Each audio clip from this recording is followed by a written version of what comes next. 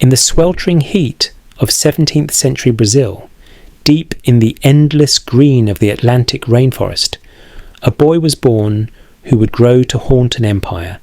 His name was Zumbi, and he would become the warrior king of Palmares, a free black republic hidden in the mountains, forged by the hands of escaped slaves. This is his story of resistance, blood, and the unbroken will of a people who refused to live on their knees. The year was 1655. Brazil was the jewel of Portugal's colonial crown. Its sugar plantations stretched like green oceans across the coast, worked by hundreds of thousands of enslaved Africans, their backs bent under the lash.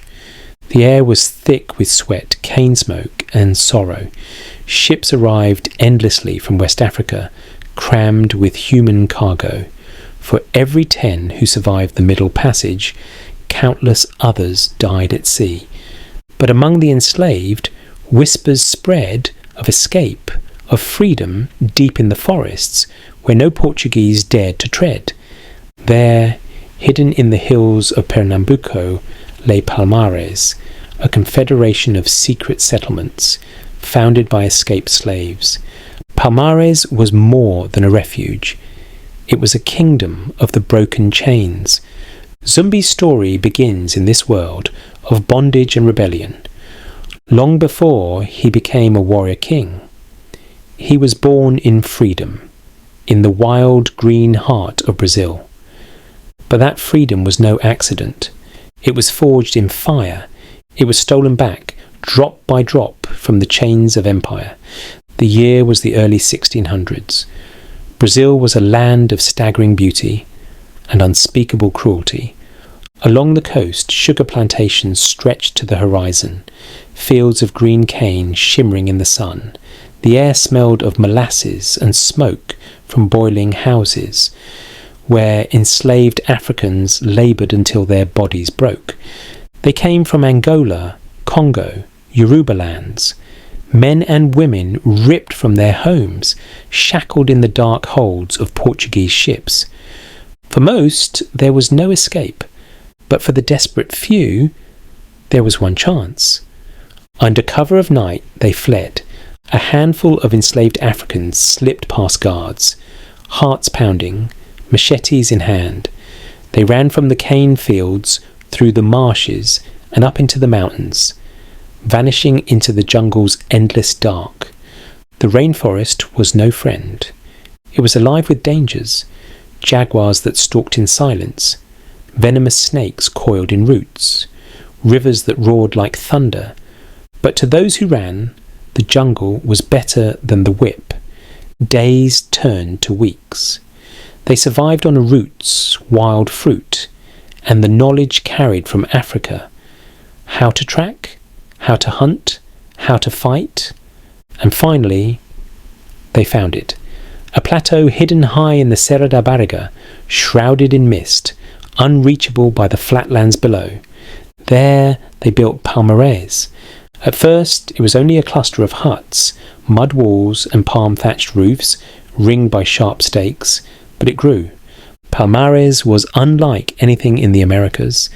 Nestled in the Serra da Barriga mountains, it was a network of fortified villages called quilombos, home to Africans, indigenous Brazilians, and even poor whites fleeing colonial rule. Its people farmed cassava, raised cattle, and trained with stolen muskets. They worshipped in Yoruba, Bantu, and native rites. More runaways came, Africans slipping away under moonlight, indigenous allies fleeing Portuguese raids, even poor whites who despised colonial rule. Palmares became a quilombo, a free black settlement, hidden from the eyes of empire. They planted cassava and maize in secret clearings. They tamed wild hogs and fished the jungle streams. Children ran barefoot through the trees, learning the songs and stories their parents carried across the Atlantic. Here, on this stolen land, far from the cane fields and chains, freedom took root, and one of those children was Zumbi, Around 1655, under the canopy of stars in a palm-thatched hut, warmed by a cooking fire, Zumbi was born. He was cradled not in chains, but in calloused hands that had broken them.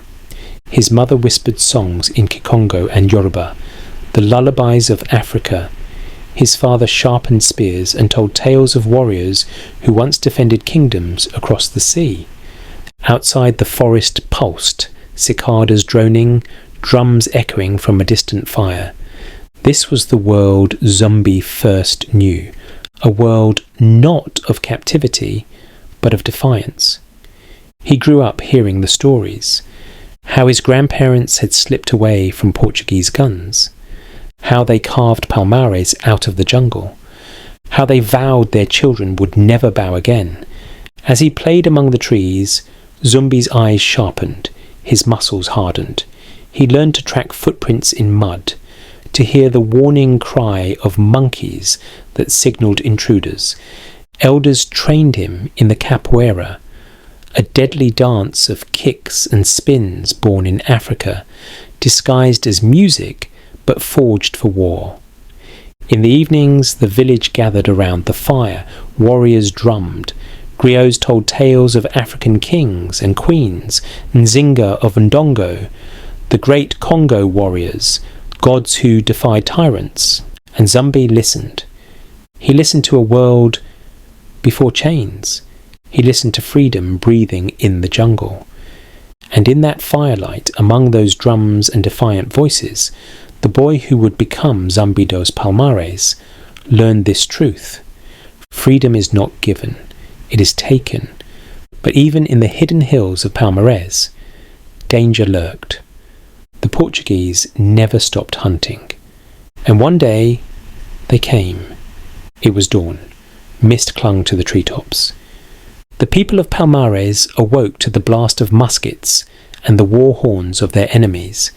Portuguese soldiers, guided by hired trackers, stormed up the trails. Fire licked the edges of the settlement. Screams tore through the trees. In the chaos, a boy, just 6 years old, was seized. Zumbi. He was dragged from his mother's arms, bound in rope, and carried down the mountain. His cries echoed through the forest as Palmares fought desperately above.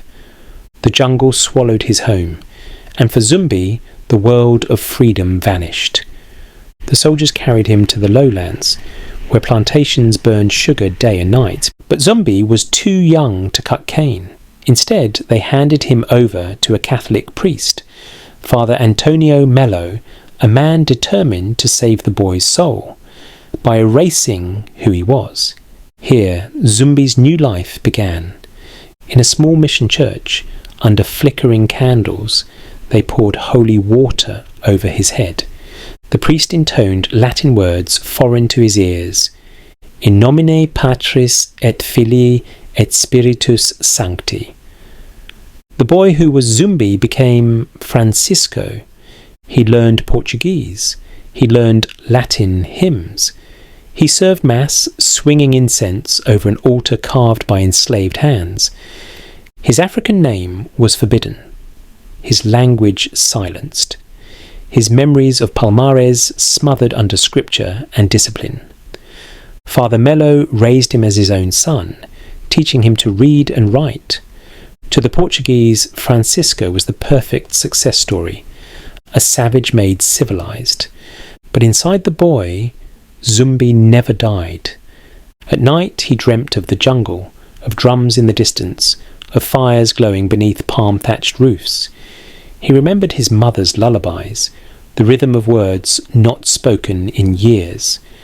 By day he studied in silence, but he watched, he listened. He learned their world, their language, their prayers, their tactics. And deep inside, he waited. At 15, Zumbi made his move. One night, as the mission slept, he fled. Barefoot, silent, he vanished into the dark. For days he ran, through rivers that clawed at his chest, through thorn-thick jungle that tore at his skin. And then he saw it, rising out of the misted hills. hidden behind the green. Palmares, his home. The boy who had been stolen returned, no longer a child, but a young man hardened by captivity, carrying knowledge of the world beyond. When he entered Palmares, the elders embraced him. They knew what he carried, not just the wounds of captivity, but the weapons of it. Zumbi was fluent in the language of the enemy. He understood their faith, their drills, their way of thinking. He became a warrior, a scout, a teacher, and soon his name was spoken once again. Zumbi. The jungle had reclaimed its son. From that day on, Zumbi vowed he would never be taken again, and he swore no child of Palmares would ever taste the chains he had known. When Zumbi returned to Palmares, he was no longer a boy. He had been taken, chained, baptized, and remade in the language of the enemy. But instead of breaking him, captivity had forged him. Now he carried their words, their ways, their knowledge, and he would turn all of it against them. Palmares had grown in his absence. What was once a hidden village had become a kingdom in the jungle. 10 fortified settlements linked by secret trails and guarded by sentinels in the treetops. Here Zumbi trained. Elders taught him capoeira, the deadly dance of kicks and sweeps disguised as music. Hunters showed him how to move without a sound, how to read broken branches and footprints in mud. He became a master of the bow, the spear, the stolen musket, and at night, around the fire, he listened to the elders speak of Africa, of kings and warriors who stood against invaders. Zumbi listened and learned. When he was ready, he struck. By his late teens, Zumbi led his first raid. He guided a small band down from the hills under moonlight, through the sugarcane fields, to a plantation guarded by sleeping overseers. In silence, they cut chains, freed the enslaved, and melted back into the jungle before dawn. Each raid brought new recruits. Each victory stung the Portuguese deeper. Soon, planters cursed his name, whispering of a phantom boy who struck like a jaguar and vanished in the trees. By his early 20s, Zumbi proved himself fearless. He led lightning raids against plantations, freeing slaves and seizing weapons. He learned the art of guerrilla warfare, striking from the trees, melting back into the jungle. Zumbi's attacks grew bolder. He learned to use the jungle as a weapon, ambushes from tree canopies, false trails luring soldiers into swamps, horn blasts echoing through valleys, tricking enemies into firing at shadows. To the Portuguese, Palmares was a nightmare. Their troops would march for weeks through choking vines and rivers chest deep, only to be surrounded and cut down. Zumbi's raids starved their plantations of labour. Their profits shrank. Desperation mounted. But not all within Palmares agreed with Zumbi's fury. Its leader, Zumbi's uncle, Ganga Zumba, believed in peace. After years of bloodshed, he struck a treaty with the Portuguese in 1678. Palmares would remain free, but in return, it must stop harbouring runaway slaves. For Zumbi, this was betrayal. He had seen chains. He had felt the iron bite his wrists, and he swore Palmares would never turn its back on those still in bondage. When his uncle Ganga Zumba signed the peace treaty with the Portuguese in 1678, Zumbi refused. He saw the treaty's poison. It demanded Palmares return any new runaways to the Portuguese. Zumbi would not betray the people still in chains.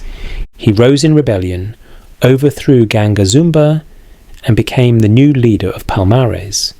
Under Zumbi, Palmares became a fortress.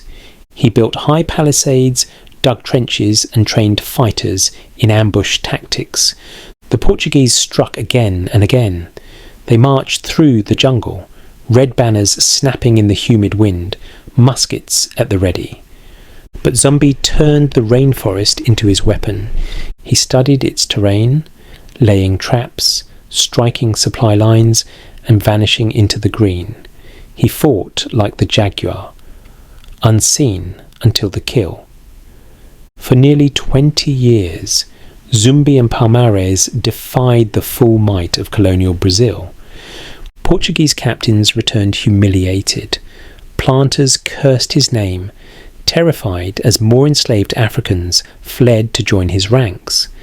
By the 1690s, Palmares had over 30,000 people. It was the largest fugitive slave society in the Americas. Zumbi defied the treaty. He rallied the warriors, denouncing the deal. When new runaways arrived, bleeding, scarred from the lash, Zumbi welcomed them, daring the Portuguese to come. Conflict split Palmares. Gangazumba, poisoned soon after, likely by dissenters, was gone. And in his place rose Zumbi. He was crowned King of Palmares, a warrior king forged in captivity, fluent in the ways of empire, now leading a nation of the free. Under Zumbi, Palmares became a fortress in the sky. Its villages grew into thriving towns, ringed with palisades and guarded by trenches. Blacksmiths forged spears and machetes from stolen iron. Farmers harvested cassava and maize in hidden clearings. It was more than survival. It was sovereignty. At its height, Palmares held over 30,000 people, a republic of the escaped and the defiant. And Zumbi ruled it not with fear, but with fire. A warrior who fought at the front lines, who knew every trail, every ridge, every sound of the jungle at night. But empires do not rest. Portugal saw Palmares as an insult carved into its flesh. They sent soldiers, mercenaries, even Dutch cannons into the jungle. Time and again, Zumbi threw them back. For nearly 2 decades, Palmares defied the crown. Zumbi became a ghost story, a man who could not be caught, a jungle king who made empires bleed. But even ghosts can be hunted. And as the 1690s dawned, the empire gathered its strength for a final blow. For nearly 2 decades, Zumbi dos Palmares ruled the mountains like a shadow king. He humiliated governors. He bled plantations dry. He made the empire tremble. But in 1694, the Portuguese came for him with fire and iron. Governor Domingos Jorge Velho marched with thousands of soldiers, Portuguese troops, mercenaries and indigenous auxiliaries. They hauled cannons up the mountain trails, hacking through vines, leaving corpses in their wake. Palmares rose before them, a fortress city of palisades and trenches, bristling with fighters. The jungle rang with musket fire. Cannons boomed, splintering walls. Smoke rolled across the hills. For weeks they battled. Zumbi fought at the front, his blade flashing, his musket cracking. But the empire had brought too much steel. One by one, Palmares' defences fell. Flames swallowed its huts. Its people scattered into the green or were cut down where they stood. Still, Zumbi fought. He leapt from trench to trench, rallying his warriors. Blood streaked his face, his eyes alight with fury. But in the end, the cannons spoke louder. Palmares burned. Zumbi vanished into the rainforest.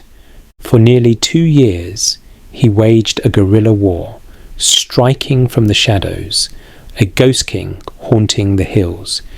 The Portuguese hunted him with relentless fury. Bounties were posted, spies prowled. And then came betrayal. A captured comrade, tortured, revealed his hideout. On November 20th, 1695, soldiers stormed his refuge. Zumbi fought until the end. He was slashed, beaten, bound in chains. Dragged to Recife, the jewel of the Portuguese northeast, he was paraded through the streets, defiant even in irons. At dawn, they beheaded him. His head was spiked on a pike and displayed in Recife's public square. The Portuguese claimed it was proof. Zumbi is dead. Palmares is no more. But they were wrong. They killed the man, but they made the legend Zumbi's death ignited whispers across Brazil. He fought until the last breath. He never surrendered. Runaway slaves carried his story into new rebellions. Palmares became a myth, a beacon that freedom was possible, even in the shadow of empire. Centuries passed. Slavery finally ended in Brazil in 1888, the last nation in the Americas to abolish it. And who did they remember? Zumbi. Today, November 20th, the day of his death, is celebrated as Dia da Consciência Negra, Black Consciousness Day. Statues of Zumbi now rise in Brazilian cities. His name is taught in schools. The descendants of those once enslaved dance, drum, and speak his name with pride. This is karma. The empire that once sought to erase him now honours him. The people they chained became the heartbeat of Brazil, its music, its rhythm, its soul. Zumbi dos Palmares was not just a man. He was proof that freedom is not given. It is seized, fought for in the teeth of empire. The Portuguese spiked his head on a pike to warn others. Instead, it became a crown in memory, a symbol that would outlast them all. Today, his spirit lives in every drumbeat of capoeira, every Afro-Brazilian festival, every call for justice. Chains can break, empires can fall, but courage lives forever, and so does Zumbi.